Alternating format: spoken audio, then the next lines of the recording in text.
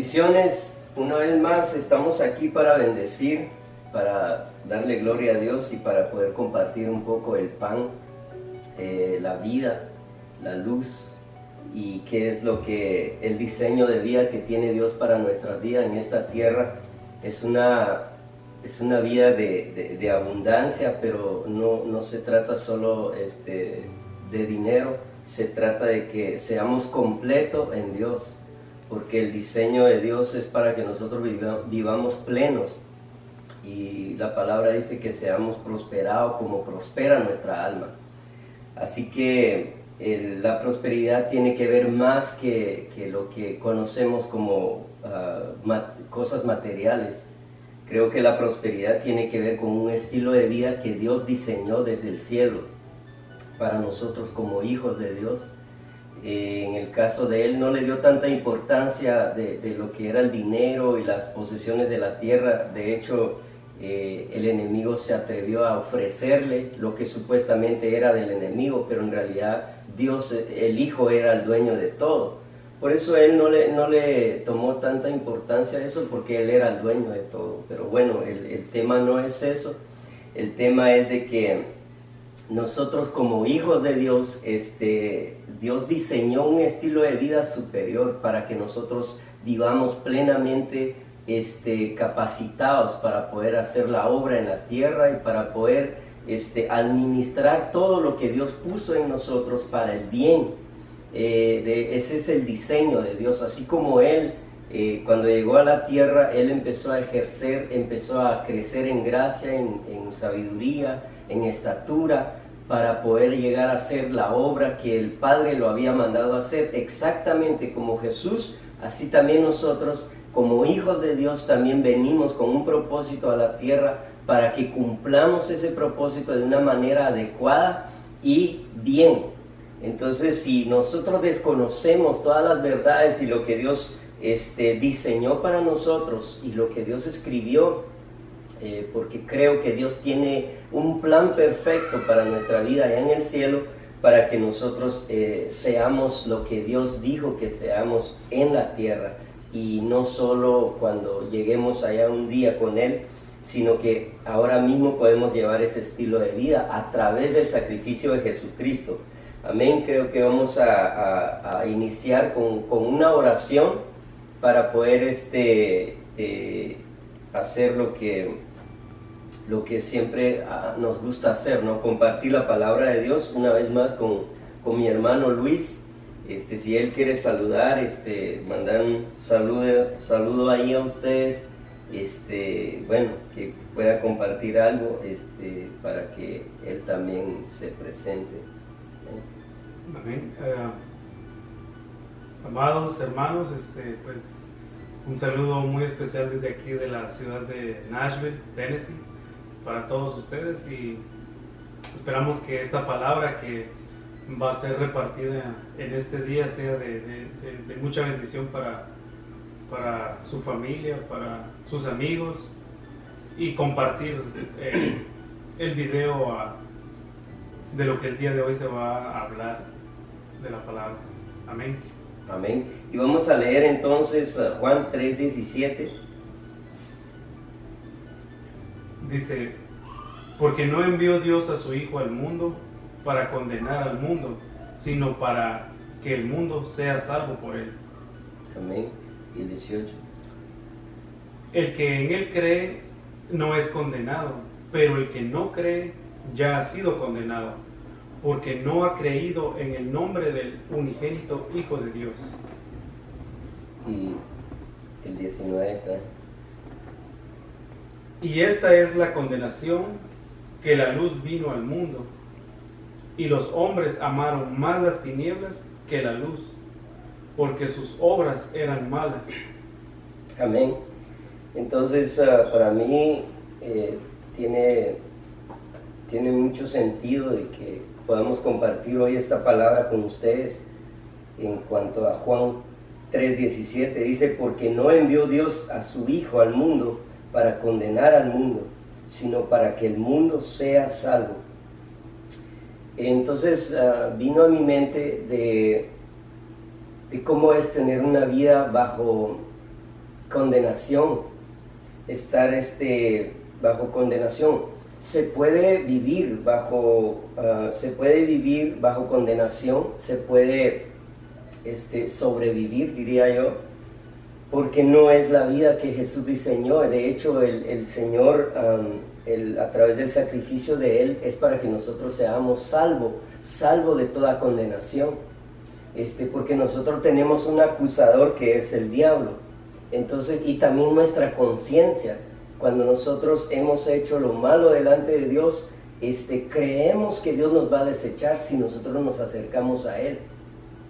Pero la Biblia dice que si nosotros creemos y aceptamos el sacrificio de Cristo en nuestra vida, el Señor es fiel y justo para perdonarnos.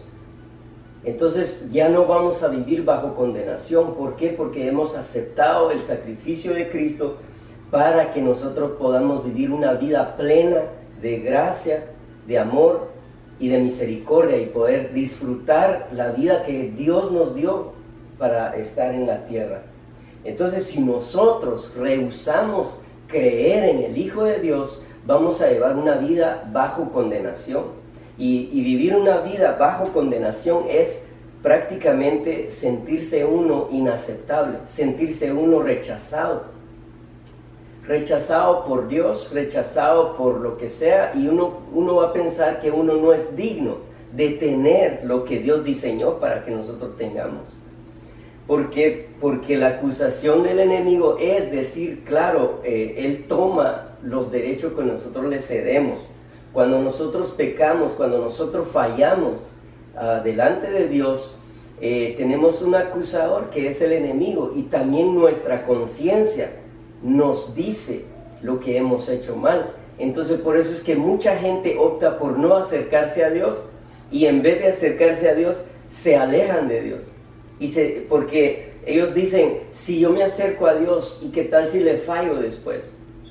Entonces ese es un temor que el enemigo pone para que la gente no se acerque a Dios, porque el propósito de Dios, de la luz, es alumbrarnos.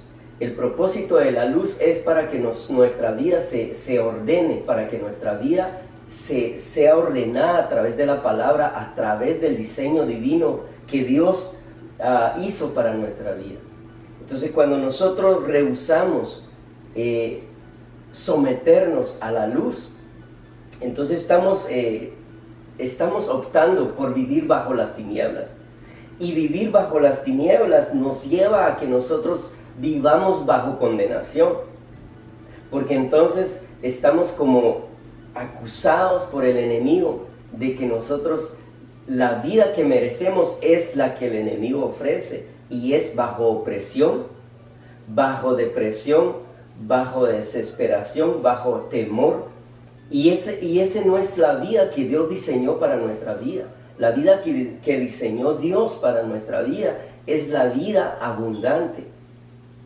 Es donde nosotros somos la luz, y donde hay tiniebla, tiene que disiparse toda tiniebla donde hay luz.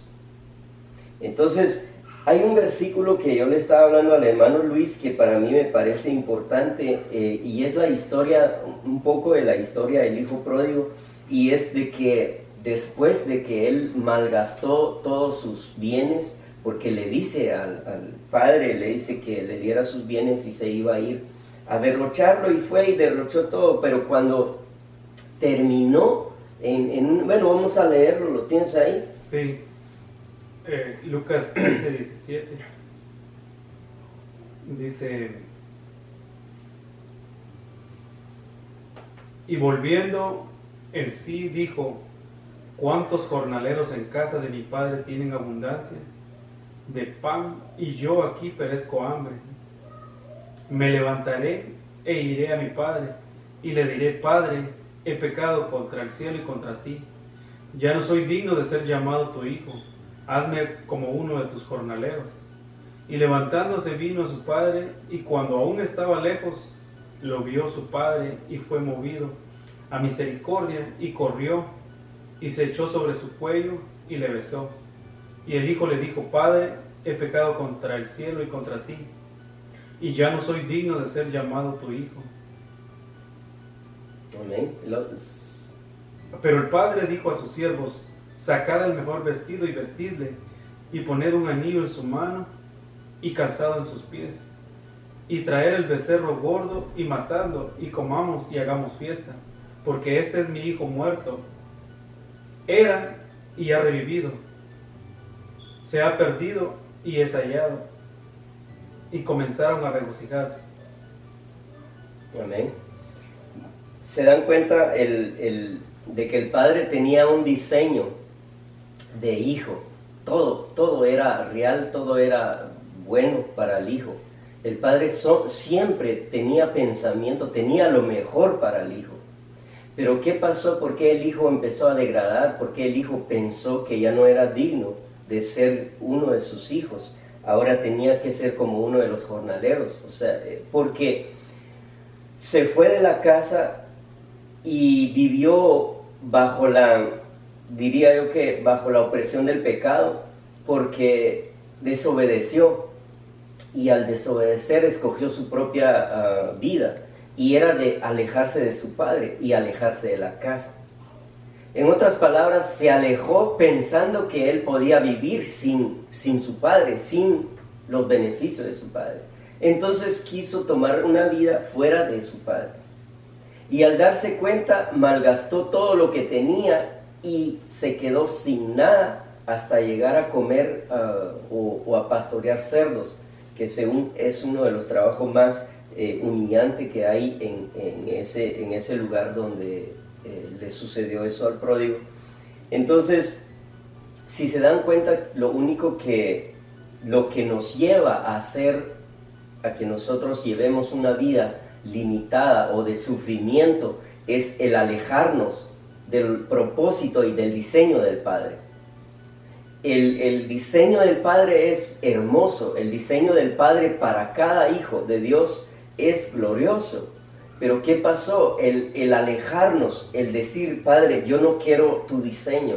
El decir: Padre, yo no quiero estar bajo la luz. El decir: Padre, yo quiero hacer mi propia vida, porque creo que yo tengo algo mucho mejor que tu propósito. Entonces, cuando hacemos eso delante de Dios, cuando le decimos a Dios: mira, yo quiero hacer mi vida, yo quiero que mi vida sea como yo lo quiero, y no como tú lo quieres. Entonces, optamos por alejarnos del propósito y del diseño de Dios para nuestra vida. Entonces tomamos nuestro propio deseo, nuestro propio camino. Por eso la palabra dice que vuestros caminos no son vuestros caminos, vuestros pensamientos no son mis pensamientos, dice Dios. ¿Por qué? Porque el hombre escoge caminos que dice la Biblia que para el hombre son derechos, pero su fin son de muerte. De hecho, este es uno de los caminos que tomó el hijo pródigo, el haberse alejado de la casa del padre, el diseño que Dios tenía para el hijo. El diseño que Dios tiene para un hijo es de vivir una vida plena. Pero, ¿qué nos convierte en fracasado? ¿O qué nos convierte en tener una vida difícil? Es que nosotros nos alejemos del propósito de Dios. Es que nosotros nos creamos que somos autosuficientes de poder vivir sin Dios. Pero nos damos cuenta en esta historia que el hijo se da cuenta y vuelve en sí porque ya no tenía nada. Y se dio cuenta que los jornaleros de su casa vivían mucho mejor que la vida que él llevaba en la posilga. Entonces, lo que el enemigo ofrece para una persona que vive bajo condenación, el no aceptar el sacrificio de Cristo, que es lo que vale y lo que sirve para un hijo, de volver a la casa del Padre, de la abundancia, de paz, de amor, de misericordia y todo lo que hay en Dios bueno. Lo que nos aleja de eso es que nosotros optemos por rehusar de creer en el Hijo de Dios y optar por nuestros propios caminos que no tienen nada que ver. Y eso es caminar bajo condenación, caminar bajo tinieblas. Por eso dice, más adelante vamos a leer que dice que los hombres amaron más las tinieblas